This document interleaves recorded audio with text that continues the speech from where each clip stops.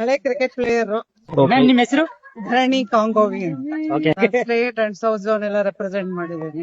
ಆಮೇಲೆ ವಾಲಿಬಾಲ್ ಅಲ್ಲೂ ಎಲ್ಲ ಇಂಡಿಯನ್ PNT ಮಾಡಿದ್ದೀನಿ, ಬ್ಯಾಂಗ್ಳೂರ್ ಯೂನಿವರ್ಸಿಟಿ ಎಲ್ಲ.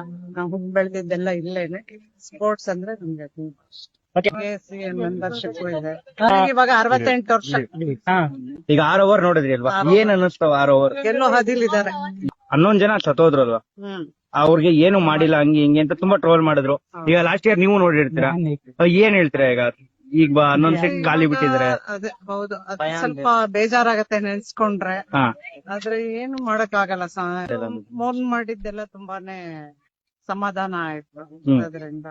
ಅಷ್ಟಾದ್ರೂ ಮಾಡಿದ್ರಲ್ಲ ಅಂತ ತುಂಬಾ. ಮತ್ತೆ ಚೆನ್ನೈ ಬೆಂಗಳೂರು ಆದ್ರೆ ನ್ಯಾಚುರಲ್ ಆಗಿ ಇನ್ನೂ ಚೆನ್ನಾಗಿದೆ. ಅದು ಬೆಂಗಳೂರಲ್ಲಿ ಆಗ್ಬೇಕು, ನಾವೆಲ್ಲ ನೋಡ್ಬೇಕು, RCB ಗೆಲ್ಬೇಕು. ಯಾವಾಗಿಂದ ಮ್ಯಾಮ್ ನೀವು ಫ್ಯಾನ್ಸ್ RCB ಗೆ? ಅದು ಇನ್ಸ್ಟಾಲ್ ಆದಾಗಿಂದ ಫಸ್ಟ್ ಇಲ್ಲಿ ಮ್ಯಾಚ್ ಆಯ್ತಲ್ಲ, ಓಕೆ. ಇದು 18 ವರ್ಷ 19 ವರ್ಷಕ್ಕಿಂತ ಅವಾಗ್ಲೂ ಬಂದಿದ್ವಿ, ಇವಾಗ್ಲೂ ಬಂದಿದ್ವಿ. ಓಕೆ. RCB ಮ್ಯಾಚ್ ಸುಮಾರು ಎಲ್ಲದಕ್ಕೂ ಬಂದೇ 18 ವರ್ಷ ಆದ್ಮೇಲೆ ಕಪ್ ಗೆದ್ರು.